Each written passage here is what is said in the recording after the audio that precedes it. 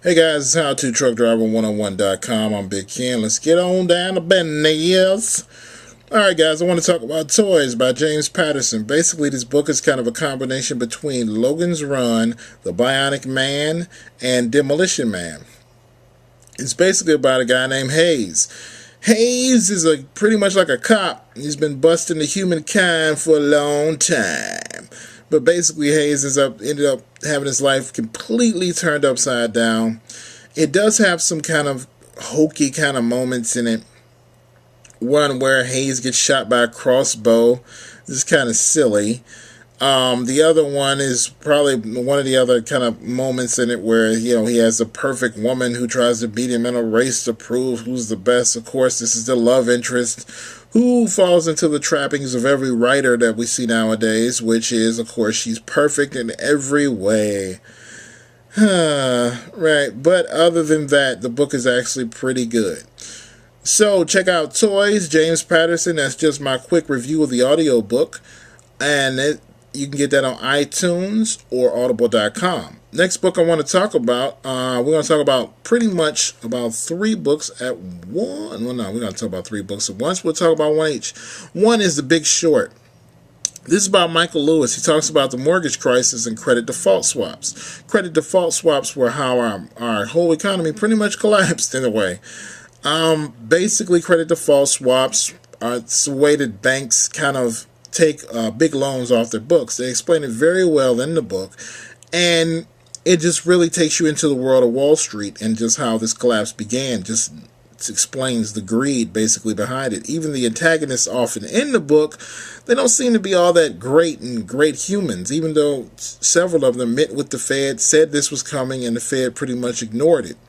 That's what's in the book. It is based off a true story. I don't know if that's what happened or not, but I think it's interesting to see. It does mention how the public officials were unbelievably corrupt.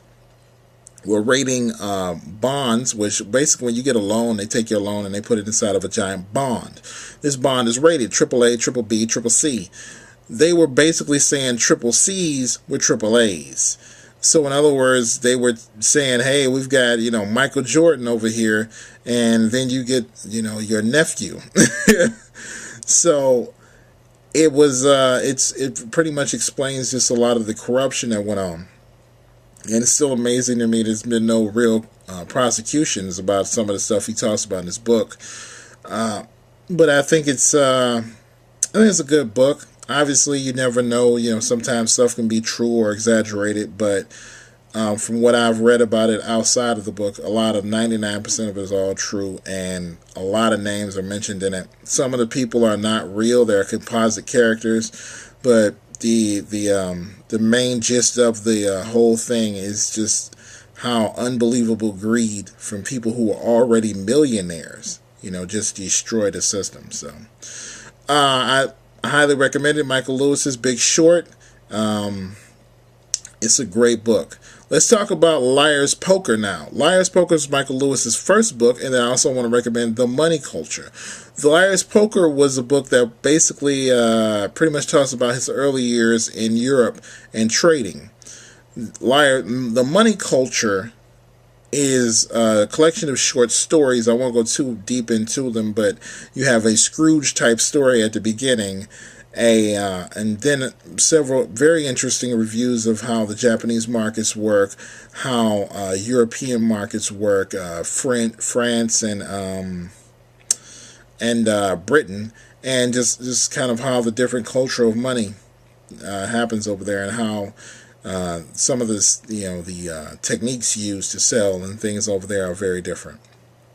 I just find the stock market interesting, and I find the people that write about it, they tend to keep your interest in the book, and also it's where we put our 401ks, where we put our pension plans and things like that. So I find it very interesting. Let's talk about The Millionaire Next Door. The Millionaire Next Door by Thomas J. Stanley, Doctor. It is a great audio book. All these are audio books. I think it's a great book. It's really inspiring, really inquisitive, and really keeps your mind kind of focused on some of the personal aspects of your life and what you do with your money. and it talks about investing. The last chapter of that book is not very current, but you do have to realize that this book was written in the 1980s, so kind of have a little allowance. But other than that, it's a great read.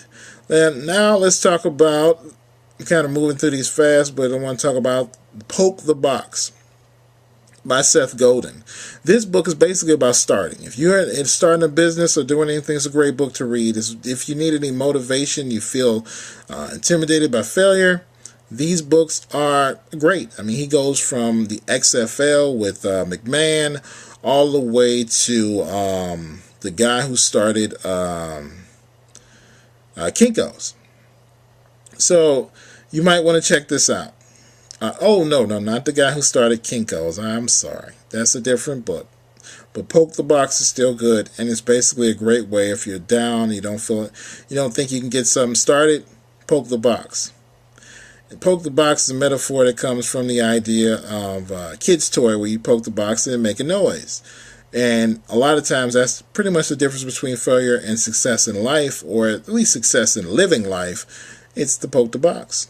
Alright guys, those are my reviews for this week. I'll try to do a review and recommend some audio books to you guys.